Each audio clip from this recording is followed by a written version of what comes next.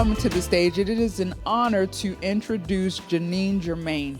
I had a chance to get to know Jeannine through the project Hope, which is a veteran organization mainly up in the New England area, and they provide a lot of services to veterans and their dependents. So a little bit about Jeannine. Jeannine, life as a military spouse spanned over 2.5 decades, and it was during these years that Jeannine discovered her calling as an advocate for military families. Her experiences led her to share her personal journey in the hope of empowering others. Again, this is what this conference is about, empowering others through traumas, their experiences, and their contributions of being a military spouse.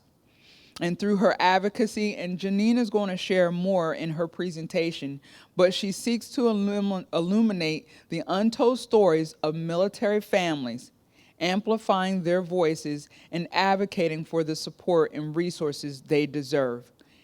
Anybody can find themselves as a caregiver, regardless of if it's a veteran, if you're a caregiver, a veteran, or a parent, a child, whatever the case is. So please give Jeannine a warm welcome. The title of her presentation is Caregiving and Advocating Amidst Trauma in the Military Family. Miss Jeannine. Good morning. Thank you, Jennifer, for having me. Like she said, we met at a previous conference, and we stay friends on Facebook, and Facebook is a great resource for keeping people together. So my name is Jeannine Germaine, and I'm here to talk about being a caregiver or an advocate. Basically for anyone. You don't have to be a military spouse or family, but being an advocate is just speaking up when needed. I want to talk about being unstoppable and never giving up. I'm a wife to my veteran husband, Scott. You can see him here, and some of the family. I'm a mother of 2 and also a grandmother to 4, the pride and joy. I have a master's in education with a concentration in counseling and psychology, and I've spent the past 7 years working in the veteran nonprofit world. I'm also an NRA instructor. I dabble in lots of fun things. But something I really love that I'm doing now is Graybull Rescue. We're a volunteer organization. We rescue Americans around the globe. So if you find yourself in a situation where the government won't come, you call us. What I do, I'm a case manager. I basically stay home and we answer emails and calls from people that need to be rescued. You can look us up. We actually broke somebody out of Russian prison. So I find that really rewarding, and giving back is something that can help fill you up. So Scott and I have been married 35 years. We actually eloped when I was 18, he was 21. Parents were not happy. I was a military spouse for 25 years to an active duty Green Beret, and then now he's been retired 12 years. He has at least 12 deployments to war and conflict zones, but many other separations, training or trips here, there, throughout those whole 25 years. I get a little nervous talking about these subjects because sometimes I didn't feel like we should have a voice. He went through everything. He went through stuff, but actually we went through stuff. Myself, the kids, other people. After he retired, somebody asked me once, what was it like being a military spouse? I didn't even know how to answer. I never thought about it. Like, every day you're just trying to get through the next day, through the next trip, through the next deployment. And I never thought about, like, what it was like for me. I spent a whole summer thinking, like, what did I go through? Because it was kind of strange when you come out into the civilian world and somebody has never been away from their spouse, or, it's just different. It's a different feeling. But when you're in the life, everybody's kind of like you, so it's easy to feel like it's normal when it really isn't that normal of a life. And I once mentioned to somebody that I would like to write a book about what I've been through. And she said, she was an author, and she said to me, oh, you really need to be careful because military spouses can sound whiny. And that really shut me up for a while. And I was thinking, I don't want to be whiny. Like, I don't want to, maybe what I went through wasn't that bad, you know? And compared to other things, maybe it wasn't, but it is what I went through. So never be ashamed of your story. If you want to whine, go ahead and whine. I whine all the time. I screamed some days, you know, whatever it took, if that's how I had to get out what I was feeling. But just continue on with your life and keep doing the best you can. So don't let what other people say stop you from telling your story, because it matters. Even if it's to one person in the room or one person that sees you, whatever. Give away my phone number to anybody that wants it, because people call me all the time. My military spouse friends will say, will you talk to this person? And I don't really know why they want to talk to me, except that I'm open and I will tell them, like, this is what, you know, I did to help myself, and maybe it'll work for them. I don't really think of myself as caregiver. Like, my husband's not in a wheelchair. He works, you know. On the outside, you would meet him and think, this guy has everything going, and he does, but there's a lot of things people don't see, like people have been saying today. You can't judge a book by its cover. So yeah, I don't really think of an ad as a caregiver, but I am an advocator.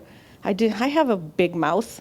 I was telling Shay earlier, I was not blessed with a good voice. Your voice is beautiful, but I definitely got blessed with a big mouth.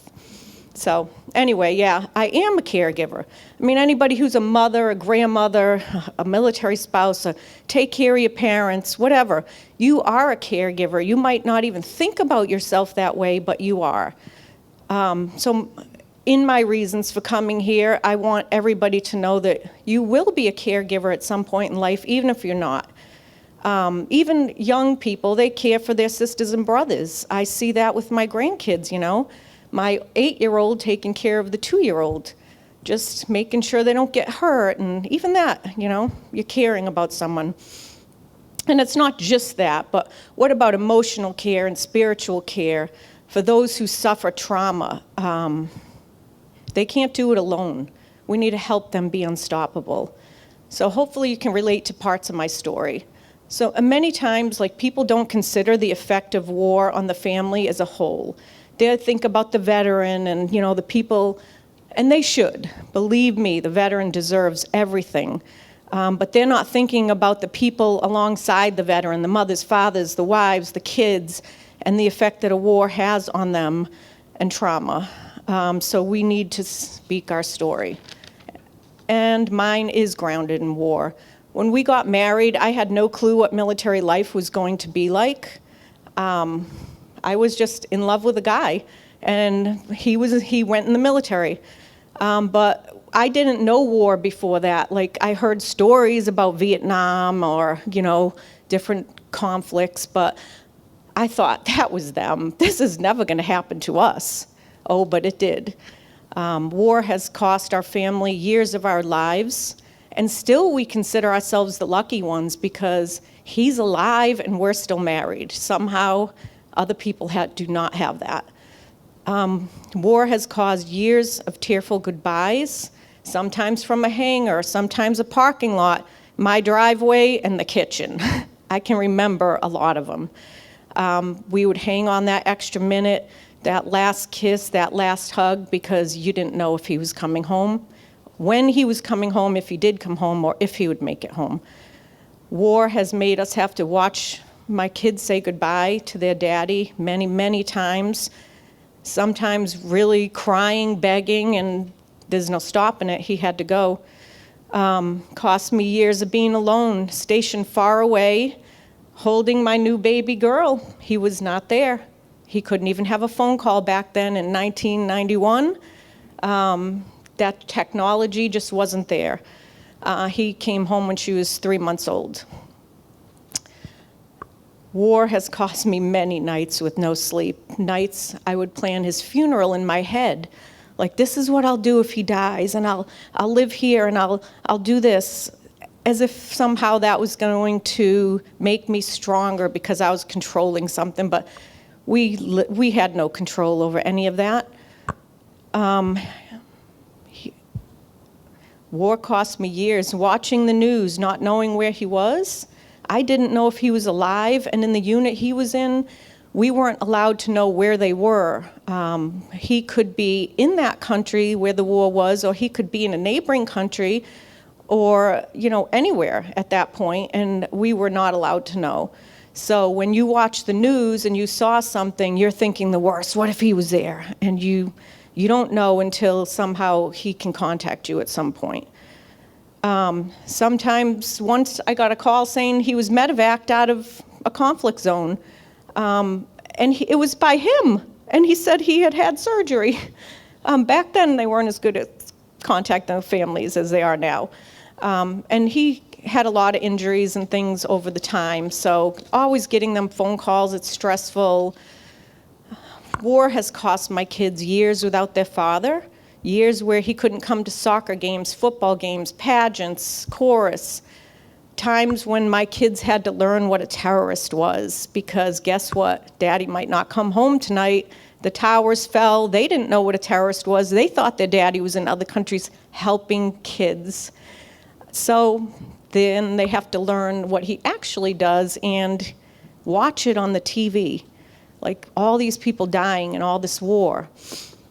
The war cost us many friends, over 20-something friends. So imagine 20 people in this room are gone, and how many families and everything that would affect. So sometimes we'd feel guilty. We're just so relieved it wasn't our soldier. And then you're guilty because it's theirs soldier. But somehow, by the grace of God, mine is still with me. War has cost me a lot of time where I thought Scott was losing his mind, and I thought maybe I'll have to leave because you are taught a lot of violence and whatnot in the military, and then you come home, that's still with you. I would have to tell my kids, go to your room, and if dad is angry at you, just go to your room and shut the door. Stop arguing, do not argue. And I would leave them little pamphlets about post-traumatic stress in kid words so that they could read it. It's just impossible to describe what it's like to know that someone you love is in a war zone, a place filled with blood and death, where people are dying and getting wounded every day. And even if they make it home, they're never going to be the same, and neither are you. To carry that weight around every day is not easy on anybody. I would look normal on the outside, but on the inside, I'd have those butterflies going, a pit, like a rock in my stomach. I'd feel like I was in a fog, like I'm waiting on people at work and doing my thing, raising the kids, but I was so anxious and stuff inside. And that's just me. I can't even imagine what he is going through. Some days I feel like all those years were stolen from me, like I was just a kid with a kid and a wars, and but everybody has something in life that was traumatic for them and that they went through. So my story's not dissimilar from anybody here. Watching the fall of Afghanistan was very difficult for us as a military family and as a community. It just made us question everything that we had given in life. Everything that he had defended just fell in a crumble. And sometimes we feel cheated because of that. But I don't want the years back, neither does he. He loved what he did. What we want is a nice life outside the military where we're at peace, and the scars that are visible and invisible, maybe they don't hurt so much. But that's a difficult thing to find, because war never leaves you. There's never going to be okay, that's over. This is what I naively thought. He's retired. That part of our life is gone. It's never gone. There's the before the military, there's the after the military, and there's the military. It was 25 big years sitting right here, and it's still sitting right there. It makes us proud, but it gives us pain. So that's something I've realized. It's taken me years and years to realize. So how do we move forward? How do we still have a good life? He's got trauma, I've got trauma, the kids have trauma. How do you move forward and stay strong? One way is through faith. God's blessed us. I don't understand why the other people died. I'm not saying we're more blessed than them, more blessed than someone else, but somehow he's alive and we're together. But he also blessed me with a feeling to do right in life, to be good, to do good, to not accept the word no. And if you know me, you can't tell me no. Stubbornness is a blessing, right? I hope so, because I have it. I'm blessed with a mind to figure things out. I'm blessed with the feeling of not giving up. Well, I'm not giving up until there is absolutely no possible way to go on. Many times I was so lost in life, the fear would be so great. I just prayed, I went to church. It did bring me peace there. I lit candles, whatever it took. Brought my kids to church. But back then, in the height of the wars, it was so hard to be married. Your separations were long. They were traumatic. People were dying everywhere, all our friends. Very stressful. And then we were actually talking about separating. He was angry, and I just wanted him to come home, and I wanted him to get out of the military, and we were just losing each other. And I would pray every day, please, God, bring peace to Scott. So one day, I was asked to be a youth minister at our local church. And I'm thinking, one more thing on my plate? I don't know how to be a youth minister. What is she asking me? I'm dying here. But it was probably God saying, knock, knock, I'm giving you an outlet here, say yes. And I did, I said yes. So there I am, trying to, am I getting close to time? Because that's not moving. Okay. All right. Sorry. Anyway, I became a youth minister, and it was one of the greatest things ever. So here I am, I'm a youth minister. I'm running a youth group. We're having a sleepover. And, the kids are we have this 2-story place. The kids are downstairs in different rooms. And I have to run upstairs to get something. And I'm in the stairwell. And I have so much anxiety. I don't even know how I'm functioning that day. And then I'm thinking, should I leave them? Is it better if I leave? Should I stay? God, please. This has been the mantra that was going through my mind for weeks. And I heard a voice in the grubby stairwell in my pajamas, and it said, wait. And it came up through my whole body, and I have no doubt it was God just telling me to wait, that something was going to happen. I listened, I waited, and eventually we did work it out. We stayed together. And I really believe that faith will provide you strength and resilience, a source of comfort, connection, purpose. I never gave up on him, and he never gave up on me, and we never gave up on each other, but he never gave up on himself. So eventually, he went through some programs outside the military to help him deal with a traumatic brain injury that he didn't know he had, post-traumatic stress disorder, and we just made it work. We worked really hard to do that, and he did so much. I remember one time he was in a drug rehab program, pain management, because with all his injuries, he actually was addicted to opioids. And he was taking an English class, and I said, maybe you should cancel that class. But he said no. So here he is, his whole body's cramping, he can't see, he's throwing up, and he's like, I gotta take an English test. So we took the English test. I read to him because he couldn't see, and he gave me the answers. But that's us just being unstoppable, moving forward, not giving up. So anyway, let me find my notes. As a caregiver, this can all be overwhelming. So staying in the fight and staying unstoppable. How do we do it? The number one thing we can do is like to take care of ourselves. People say that all the time, like, take care of yourself. What does that mean? Should I get my nails done, take a bath? Like, yes, you should, because that helps you feel good.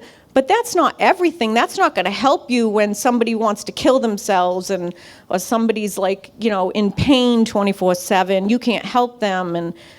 But what we can do, there are ways to take care of ourselves. I find I have 5 things that I do: self-care, peer support, professional support, education, and boundaries. And I'm going to talk more about them in 5 minutes, but I want to talk about what happens if you do not take care of yourself. You're not filled up inside.